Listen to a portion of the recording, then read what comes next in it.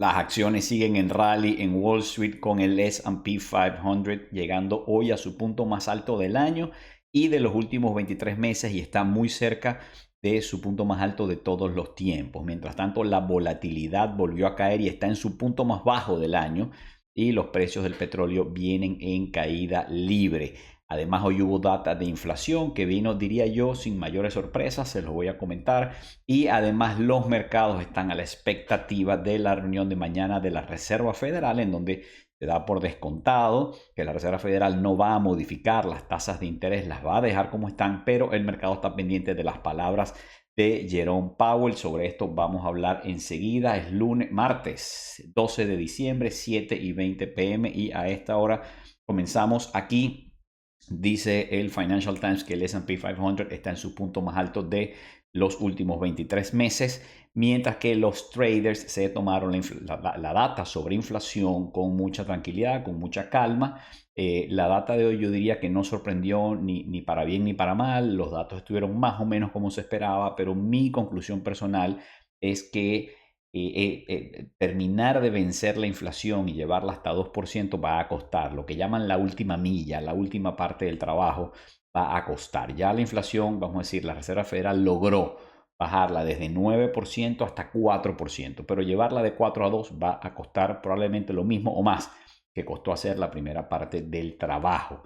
Entonces, bueno, sin embargo, con las noticias de hoy no preocuparon a los mercados que siguen en un rally, tal vez el rally de Navidad, el rally de Santa, pero hoy siguieron subiendo y veremos cómo reaccionan mañana al discurso de Powell. Aquí dice el Wall Street Journal que los índices finalizaron más altos liderados por el Nasdaq, que hoy subió más que el S&P 500 después del reporte del IPC, el CPI, el índice de precios al consumidor. Y aquí hay un gráfico allá abajo que es el número de acciones que están llegando a su punto más alto del año. Y aquí vemos pues que esa barra azul pues está en un punto bastante alto. Son muchas las acciones que están subiendo y llegando a sus puntos más altos y no las Magnificent Seven, las 7 magníficas. En el video de ayer lo hablamos, están tomando un descanso. Aquí dice este tweet que el Dow, el S&P 500, ambos llegaron a su nivel más alto desde abril del 2022. Esto antes de la Reserva Federal mañana, su reunión. Y bueno, esto es un listado otra vez de acciones que hoy tocaron su punto más alto del año. Y ahí vemos un montón de nombres súper conocidos por ustedes. Muchos de ustedes han invertido en estas empresas. Muchas de ellas son empresas muy buenas. Y ahí no están las 7 magníficas que, como les decía, pues están ahorita en un receso. Pero ahí está AMD, ahí está Costco, ahí está JP Morgan, Boeing, Visa, Uber, FedEx, Mastercard, Accenture, Adobe, bueno, en fin, muchas empresas que hoy tocaron su punto más alto del año. Y bueno, el VIX, la volatilidad cayó y tocó hoy el punto más bajo del año. Es decir, todo está bien en los mercados, las acciones suben, la volatilidad cae. Esto es lo que algunos llaman que el mercado está en un estado de complacencia. El mercado parece incapaz de prever ningún tipo de problema a futuro. Va a haber un soft landing o un no landing de la economía, es decir, no va a haber recesión. La inflación va a llegar a 2% sin que se genere desempleo. La Reserva Federal va a empezar a bajar las tasas de interés el año que viene, no porque las tiene que bajar para apagar un incendio en la economía, sino porque las puede bajar porque la inflación está bajo control. En fin, no hay volatilidad, no hay preocupaciones. Ese es el ambiente que hay en este momento en el mercado. Yo creo que efectivamente, como algunos observadores dicen, hay complacencia en los mercados. Y el petróleo en caída libre, dice aquí el petróleo cae a su mínimo de 5 meses, mientras que hay preocupaciones porque Estados Unidos está produciendo más petróleo que nunca y Rusia está evadiendo las sanciones y exportando petróleo, y eso hace que haya preocupaciones por un exceso de oferta, exceso de petróleo en el mercado. Y bueno, por supuesto, cuando yo empiezo a ver noticias como esta en alguna esquina del mercado, en algún rincón de los mercados, en este caso en el mercado de los commodities, de las materias primas, particularmente el del petróleo, que es el más grande de los commodities y el más importante, el más relevante, pues por supuesto empiezo a poner atención a ver si en algún momento se produce algún exceso. Por ejemplo, si los precios caen a unos niveles excesivamente baratos y eso tumba el precio, por ejemplo, de algunas acciones de unas buenas empresas petroleras y se presentara alguna opción de invertir en ellas. Creo que todavía no hemos llegado ahí. Yo, en mi caso particular, yo no estoy interesado en hacer una inversión en energía o en petróleo. Además que todos los que estamos invertidos en el índice, si estamos en el S&P 500, ya tenemos ahí exposición a petróleo a través de ExxonMobil, a través de Chevron, Occidental y todas las empresas petroleras que están en el índice. No quiero una sobreexposición a energía o a petróleo, a menos que ocurran cosas en los mercados que me hagan pensar que los mercados sobrereaccionaron a las malas noticias sobre el petróleo y el precio llegó a un nivel que está afectando de manera irracional, desmesurada a las empresas petroleras y que eso representa una oportunidad de inversión. De nuevo, no creo que estemos allí, pero uno lo empieza a poner en el radar cuando ve noticias como esta, el petróleo cayendo a su nivel mínimo de los últimos 5 meses. Dice F que el petróleo de Texas, el WTI, cayó casi un 4% hasta 68,61, mientras que el Brent, que es el marcador europeo, cayó un 3,67% y enfila su peor racha de caídas semanales consecutivas desde el 2018. Y aquí en el Wall Street Journal nos trae un gráfico de los precios del petróleo, están en su nivel más bajo desde junio y bueno, ahí vemos lo que ha sido la evolución. Los precios del petróleo siempre son volátiles, dependen de muchos factores y pues en este momento lo están demostrando. Y aquí en este tweet nos dice que el petróleo, el mercado petrolero está en su sentimiento más negativo desde hace mucho tiempo, medido por la posición que tienen los traders. Recordemos que los traders pueden, con cualquier activo financiero prácticamente que se negocie en los mercados, pueden asumir una posición larga o corta. Es decir, cuando yo compro una acción de Apple, yo invierto en esa acción, tengo una posición larga y quiero que la acción suba en el tiempo, por eso la compré, invertí en ella, pero también puedo asumir una posición corta. Si yo creo que la acción está demasiado cara, la empresa no sirve, eventualmente va a quebrar, le va a ir muy mal, yo podría tomar una posición especulativa, esto no se lo recomiendo a nadie, y más bien irme en corto, vender en corto esa acción. La pido prestada y la vendo porque la voy a recomprar en 1 o 2 meses o en un año más barata. Bueno, ustedes saben lo que es irse corto, irse largo, no lo voy a explicar aquí, pero este gráfico lo que nos muestra aquí es las posiciones largas y cortas que tienen los traders en petróleo. Entonces, bueno, el gráfico de arriba muestra la posición que hay, las posiciones largas, tanto en Brent como en WTI, y la de abajo son las posiciones cortas. Y la raya negra que ustedes ven ahí en el medio, que tiene unos circulitos amarillos de vez en cuando, ese es la posición neta. Es decir, es la posición larga descontando la positiva, la posición larga, le restas la corta y lo que queda.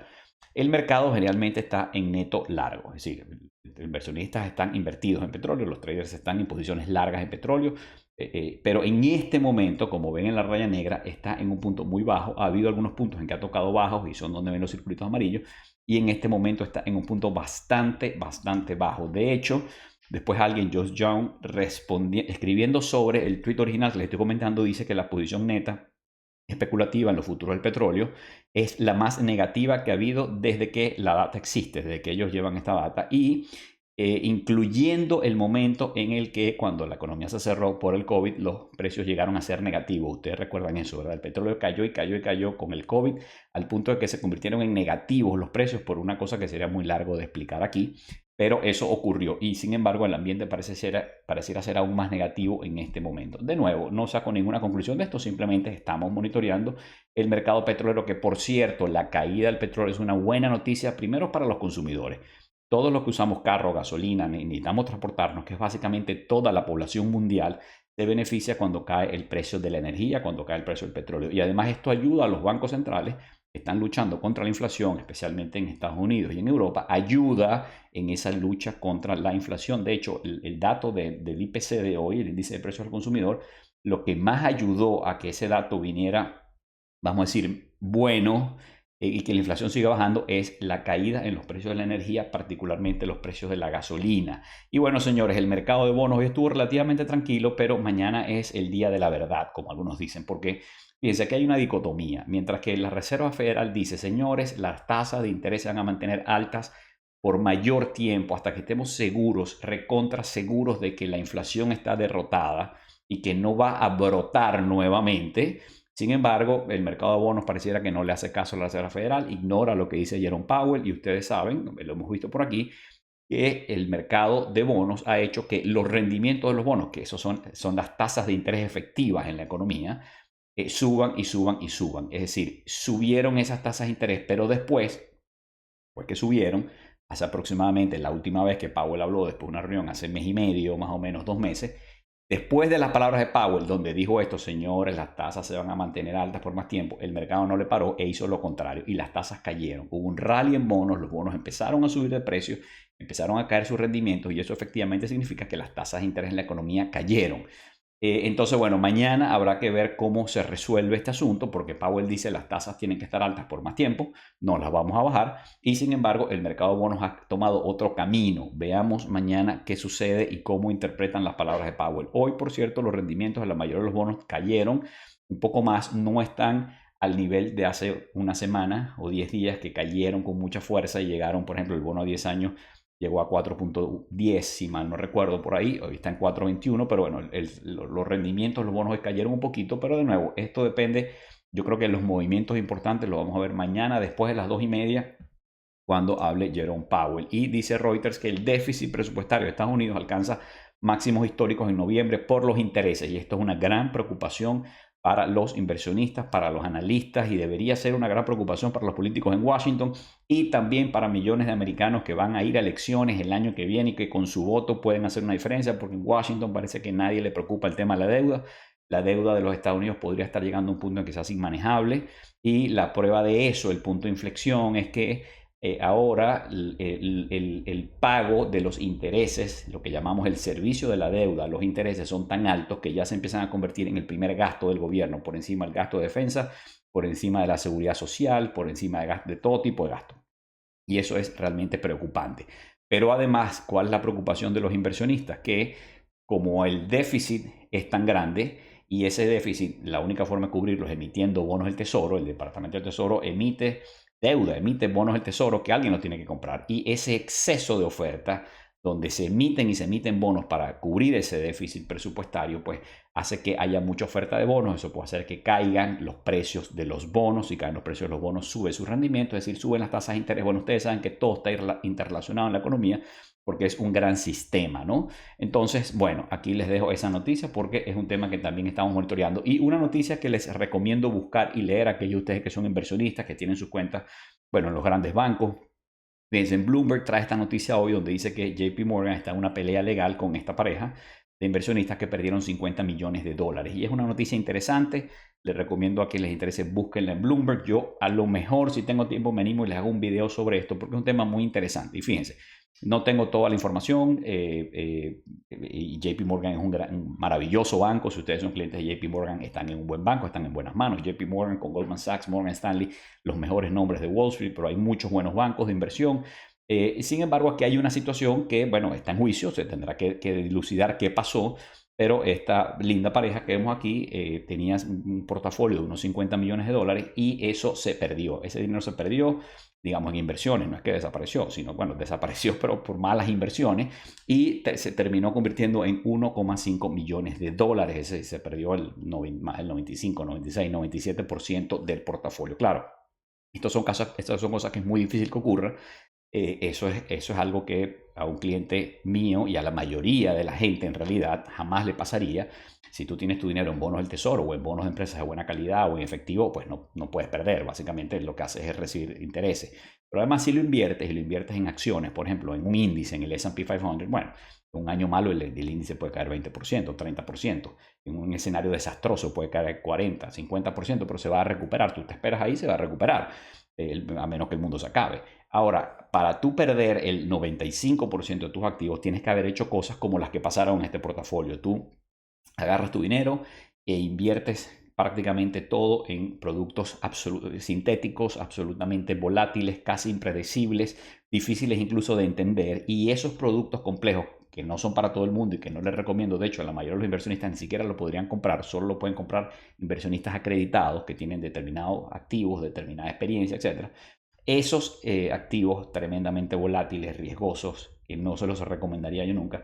Además, no solamente pones todo tu dinero allí, sino que le pides prestado al banco, entonces le metes margen a tu cuenta, la apalancas. Y ustedes saben que el apalancamiento sirve para exagerar, aumentar, amplificar las ganancias, pero también las pérdidas. Entonces, bueno, tú tienes el 100%, tienes $100, pones los $100 en ese producto, pides 50 prestados, metes 150, el producto cae su valor 50%, te quedaste sin plata. Entonces, bueno, al final este caso es interesante porque se mezclan muchas cosas. También pareciera que este señor, el cliente, después que abrió su cuenta, empezó un deterioro de su salud mental. Entonces, bueno, aquí viene toda la discusión sobre si sus asesores en Morgan Stanley tenían que impedir que él hiciera lo que hizo. Pareciera que los asesores lo advirtieron y que hay documentos firmados donde él acepta que él quiere hacer porque además invirtió en instrumentos que tienen que ver con productos petroleros, por cierto, cosas que tienen que ver con petróleo, etcétera. Y él es un ejecutivo de la industria petrolera que conoce la industria y dijo, yo sé lo que estoy haciendo y lo quiero hacer así. Entonces, bueno, una historia con un final feliz. Ahora viene una pelea, pero va a ser interesante. Y si puedo, me animaría a hacerles un videito sobre esto, simplemente para hacer algunas reflexiones sobre lo importante que es el manejo de sus dineros, cómo es la relación con su banco, el tipo de productos que pueden tener y los que no. Yo en lo particular, como asesor financiero, si un cliente mío, aunque sea experto en el mundo petrolero o en cualquier otro mundo financiero, y quiere hacer cosas tan arriesgadas como este, yo, por supuesto, trataría de persuadirlo a que no lo haga, y si insiste, probablemente yo dejaría de trabajar con él. Es decir, yo no quisiera ser el apoderado, el asesor financiero en un portafolio en donde un cliente esté haciendo cosas que son explosivas, que podrían tener efectos devastadores, como por ejemplo poner una posición súper concentrada, poner la mayoría de su portafolio en una cosa súper volátil que puede ir hacia cualquier dirección y además meterle apalancamiento. Entonces, en esas cosas, de nuevo, nuestro principal rol es cuidar a la gente y a su patrimonio. Eso es lo principal en nuestro trabajo. Preservar el patrimonio es lo primero. Luego, que el patrimonio crezca, que produzca ingresos, todo eso, pero siempre preservándolo, nunca haciendo apuestas con el dinero o haciendo cosas que pueden terminar en un desastre como este. Así es que bueno, disculpen que me extendí tanto, pero es un tema por supuesto apasionante, está en la raíz del trabajo que nosotros hacemos. Y Netflix decidió publicar la data de lo que la gente está viendo en la plataforma. Generalmente Netflix no hace esto. Recordemos que una de las cosas más valiosas que tiene Netflix es la data sobre nosotros, los que vemos el contenido de Netflix. Netflix sabe qué vemos, cuándo lo vemos, a qué hora lo vemos, sabe nuestros gustos, Netflix sabe cuáles son las escenas que la gente pausa y retrocede y vuelve a ver, sabe cuáles son los picos de audiencia, pues, sabe todo, y eso le ayuda a producir contenido nuevo casi que hecho a la medida de lo que a la gente le gusta, ¿no? Esa información vale mucho. Ahora Netflix se atrevió a entregar data de lo que la gente está viendo en la plataforma. Claro, es data un poquito desde el primer semestre de este año, no es la data de hoy, pero sigue siendo data interesante. Y está publicado, esta es la lista. Yo revisé, yo no veo mucho televisión, se los confieso, yo veo más YouTube que Netflix, pero bueno, ahí está la lista de las cosas que más se han visto. La verdad es que estoy fuera de la onda, de la moda, porque creo que de lo que aparece ahí nada he visto. Así es que alguien me escribió por ahí, porque ayer hablamos sobre la película de Madoff y en los comentarios del video de ayer puse el nombre de la película de Madoff que yo vi y me gustó. Claro, es mejor leer la historia de lo que realmente pasó. Las películas no echan el cuento completo, como es. Pero la película de Madoff me gustó y ahora Netflix sacó una serie sobre Madoff, que también en el video de ayer en los comentarios puse el nombre, cómo se llama esa serie. No la he visto, pero cuando tenga un chance trataré de verla. Y F dice que Microsoft estudia usar energía nuclear para desarrollar un centro de inteligencia artificial. Y bueno, esto es un gran debate. Ustedes saben que los data centers, estos centros que tienen gigantescas computadoras, para procesar, bueno, lo que llamamos la nube y la inteligencia artificial y todas estas aplicaciones intensas en computación, consumen gigantescas cantidades de electricidad.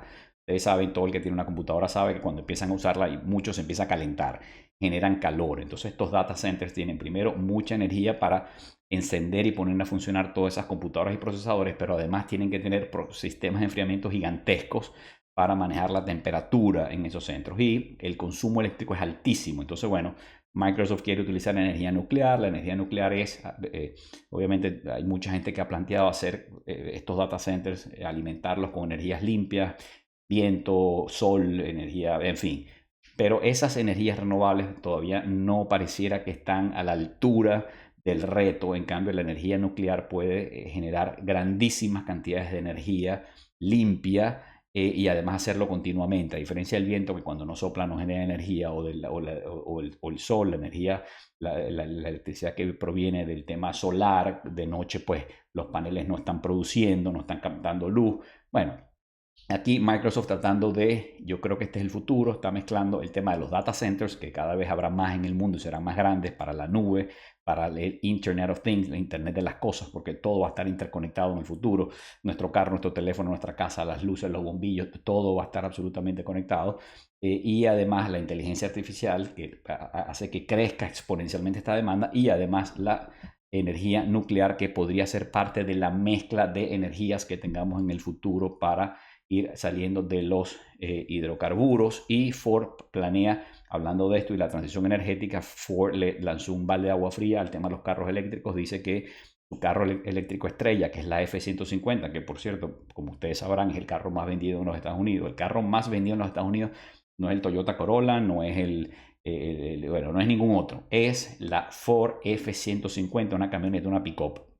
¿Okay? Y Ford lanzó la versión eléctrica, le ha ido muy bien, pero está diciendo que la producción del año que viene la va a cortar por la mitad. Primero, que Ford no está ganando dinero aquí, a diferencia de Tesla, que gana dinero con los carros que vende.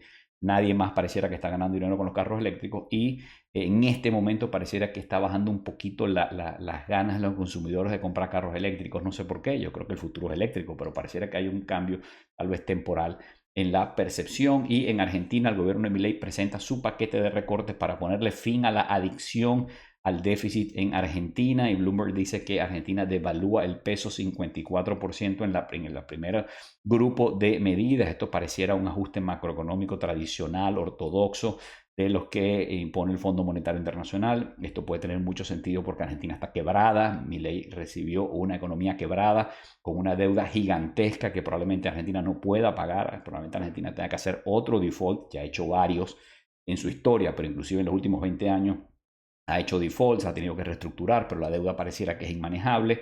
Milei llegó con todo, pareciera que quiere aprovechar la popularidad con la que llegó para de una vez tomar las medidas más duras y más impopulares, recortar gastos, paralizar obras públicas. Bueno, en fin, esto va a tener un impacto en la gente. Ojalá que el pueblo argentino entienda que estas son medidas duras, pero que son para recuperar la economía del país. Pero, de nuevo, difícil, muy difícil la tarea que tiene por delante el presidente Milei. Y Santander, el Banco Central Europeo, mandó a subir los requerimientos de capital de Santander.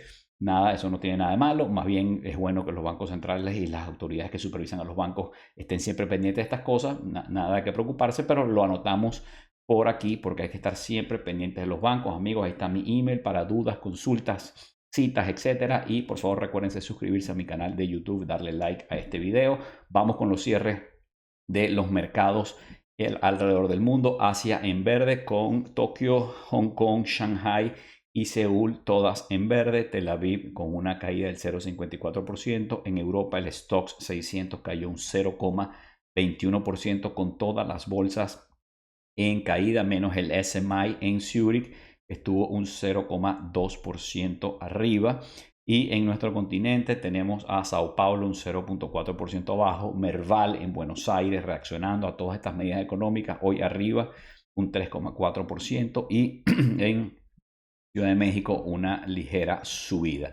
Y bueno, Nueva York sigue el rally, como lo decíamos, el S&P 500 un 0,46% arriba, el Nasdaq hoy un 0,7% arriba, el Russell no lo logró y quedó en negativo, la volatilidad cayó. Como ya vimos, y hoy perforó 12 hacia abajo, cerró sobre 12, pero llegó a 11,81 como vemos allí. El rendimiento del bono del Tesoro a 10 años cayó ligeramente. El dólar también se debilitó ligeramente. El oro está allí, sigue en los $2,000, mientras que el petróleo sí cayó duro, ahí lo vemos, más de 3%, 4% en algún momento de la jornada para ambos, el West Texas Intermediate y el Brent. Y el Bitcoin, que ayer cayó, no se ha recuperado esa caída, está en 41.155 al momento que hicimos esta imagen. Este es el mapa de calor. Hoy las Magnificent Seven sí participaron del rally, ninguna está en su punto más alto del año, pero hoy sí subieron. Ahí la tenemos, el mapa de calor hoy con mucho verde y hay rojo en la parte de energía. Allí lo vemos a la derecha y en el medio, Exxon, Conoco, Chevron y Occidental, ahí están en rojo por la caída de los precios del petróleo, que siempre arrastra a las acciones petroleras. Y este es el barómetro del mercado, un mercado mixto donde vemos que hay verde en las acciones grandes y de crecimiento y hay rojo en las acciones pequeñas y de valor. Y el índice de miedo y codicia, que sigue estacionado en el sector de codicia. Y señores, mañana el mercado pendiente, tenemos a las 8:30, antes de que la apertura del mercado, tenemos el PPI. Hoy tuvimos el CPI, que es el índice de precios al consumidor. Mañana tendremos el índice de precios al productor, que es muy parecido al del consumidor. El índice de precio al consumidor mide el precio de los productos que compran los consumidores. El índice de precio al productor mide el precio de los productos que compran los productores, las fábricas, los manufacturers, que son los insumos, la materia prima que compran para transformarlo en bienes y servicios. Mañana tenemos ese dato antes de la apertura del mercado y luego a las 2 es la decisión sobre tasas de interés de la Reserva Federal. El mercado da por descontado que no va a pasar nada, pero a las 2:30 es la conferencia de prensa de Jerome Powell y yo creo que Powell mañana va a ser un poco duro en sus palabras. A Powell y a la Reserva Federal no les sirve que el mercado siga haciendo que los bonos del tesoro suban de precio, que continúe ese rally y bajen sus rendimientos, porque eso es una bajada en las tasas de interés. Eso afloja un poco las condiciones monetarias que la Reserva Federal ha tratado de apretar y apretar y apretar para combatir la inflación. La baja de las tasas de interés más bien hace más difícil el trabajo de la Reserva Federal y yo creo que Powell mañana le va a cortar las alas a ese rally en los bonos, pero bueno, veremos, el futuro es incierto, no hacemos pronósticos, esto es lo que nos sospechamos. Este es el monitor de tasas, la reunión es dentro de 20 horas, ya no falta nada, 97,6% son las probabilidades hoy de que mañana no pase nada con las tasas, pero fíjense, apareció muy chiquitico ahí, apareció con un 2,4% la probabilidad de que mañana la Reserva Federal baje las tasas en un cuarto de punto. Obviamente, pues el mercado está dando por descontado que no va a pasar nada y me despido con esto, una noticia curiosa porque hoy descubrí, según el Wall Street Journal que nos informó, que hay un campeonato mundial de Excel. Una cosa increíble. Y bueno, yo uso mucho Excel, no sé ustedes, pero yo uso mucho Excel por mi trabajo, soy un fanático de Excel. Y bueno, hay un campeonato mundial de Excel. Increíble. Parece que hay gente que compite, es como un deporte. Un deporte. Yo no me puedo imaginar que yo en mis ratos libres se lo dedique al Excel, pero bueno, quién sabe. Nunca digas que no. Y hasta aquí, lo dejamos hasta aquí. Si Dios quiere, mañana nos conectamos y comentamos sobre Jerome Powell. Saludos.